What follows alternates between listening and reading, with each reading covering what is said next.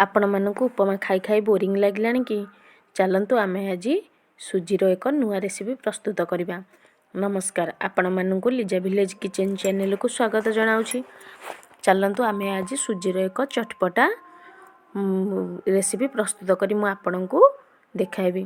ମୁଁ ଆଶା କରୁଛି ଯେ ଆପଣମାନଙ୍କୁ ଏହି ଭିଡ଼ିଓଟି ଆଉ ରେସିପିଟି ମଧ୍ୟ ନିଶ୍ଚୟ ଭଲ ଲାଗିବ। ଆପଣମାନେ ଏହି ଭିଡ଼ିଓଟିକୁ ପ୍ରଥମରୁ ଏବେ ଏଠି ଦେଖନ୍ତୁ ମୁଁ 1.5 କପ୍ ସୁଜି ନେଇଛି। ମୋ ମାପ ହିସାବ ଗୋଟେ ଫୁଲ୍ କପ୍ ଆଉ ଗୋଟେ ହାଫ୍ କପ୍ ସୁଜି ନେଇଛି। ଆକୁ ଏବେ ରଖିଦେଇ ଗୋଟେ ଜାଗାରେ ଯେତିକି ଆମେ ସୁଜି ନେଇଛେ ସେତିକି ଏବେ ମୁଁ 2 କପ୍ ପାଣି ମଧ୍ୟ ନେଇଯିବି।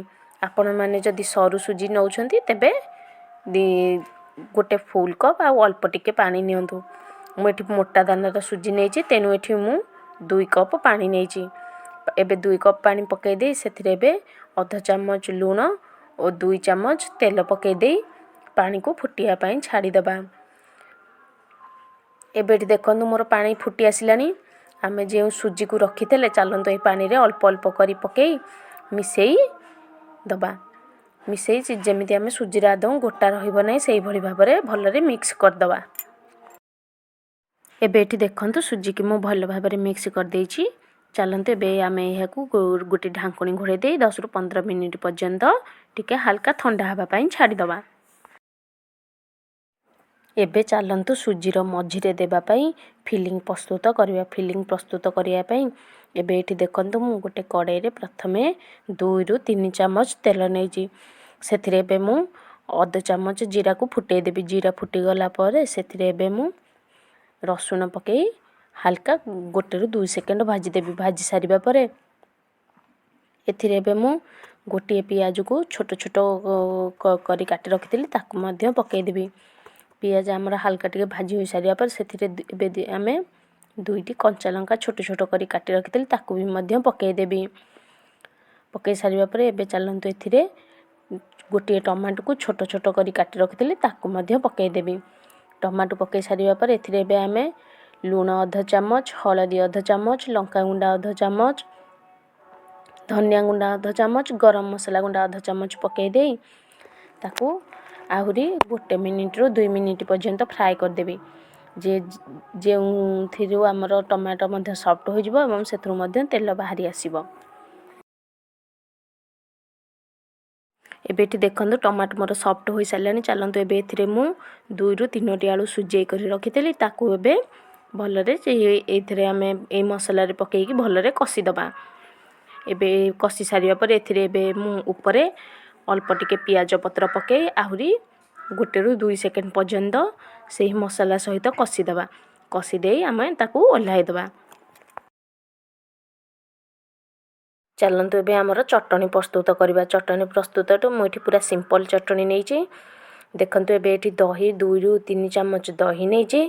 ସେଥିରେ ଏବେ ଗୋଟେ ଲଙ୍କାକୁ ସରୁ ସରୁ କରି କାଟି କରି ପକାଇଦେବା। 1 ଚାମଚ ଚିନି ଓ ହାଲକା ଟିକେ ଲୁଣ ପକାଇ ଦେଇ ଆମେ ତାକୁ ମିକ୍ସ କରିଦେବା। ଏବେ ଏଠି ଦେଖନ୍ତୁ ମୋର ପ୍ରସ୍ତୁତ ହୋଇସାରିଛି ଦହିର ଚଟଣି। ଚାଲନ୍ତୁ ଏବେ ଯେଉଁ ଆମେ ସୁଜିକୁ ମିକ୍ସ କରି ରଖିଥିଲେ ତାକୁ ଆମେ ଏବେ ଗୋଟେ ଥାଳିକୁ କାଢ଼ି ଦେଇ ଯେଉଁଭଳି ଭାବରେ ଅଟା ଚକଟୁଛେ ସେଇଭଳି ଭାବରେ ଅଟା ଭଳି ଚକଟି ଦେବା। ଚକଟି ସାରିବାରେ ସେଥିରୁ ଗୋଟେ ଗୋଲ ନେଇ ଆମେ ବେଲଣା ପଟା ଆଉ କାଠିରେ ହାଲକା ଟିକେ ତେଲ ମାରିଦେଇ ବେଲି ଦେବା। ବେଲି ଦେଇ ଗ୍ଲାସରେ ଆମେ କାଟିଦେବା ଗୋଲ ଗୋଲ କରି। କାଟି ସାରିବା ପରେ ଏବେ ଦେଖନ୍ତୁ ମୁଁ ଏଇଭଳି ଭାବରେ ସବୁତକ ଗୋଲ କରି କାଟି ସାରିଛି। ଚାଲନ୍ତୁ ଏବେ ଆମେ ଏହାର ମଝିରେ ଫିଲିଂ ଦେବା। ଦେଖନ୍ତୁ ଏଇ ଗୋଟେ ଗୋଲ ନେବା। 1 ଚାମଚ ଆମେ ଆମର ଯେଉଁ ମସଲା ପ୍ରସ୍ତୁତ କରିଥିଲେ ସେହି ମସଲାକୁ ନେବା।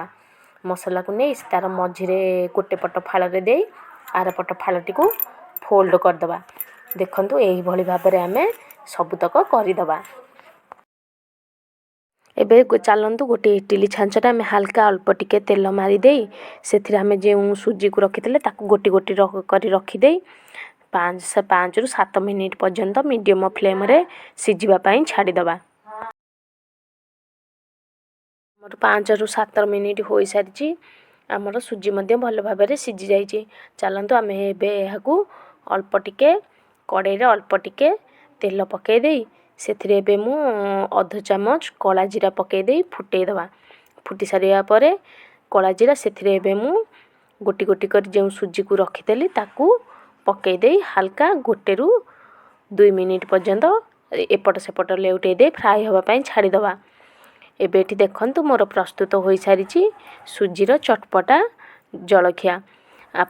ଦେଖନ୍ତୁ ମୁଁ ଏବେ ମଝିରୁ ଫାଳ କରି ଦେଖାଯାଉଛି କେଉଁଭଳି ଭାବରେ ବହୁତ ସୁନ୍ଦର ଦେଖାଯାଉଛି ଏବଂ ଖାଇବାକୁ ମଧ୍ୟ ବଢ଼ିଆ ଟେଷ୍ଟି।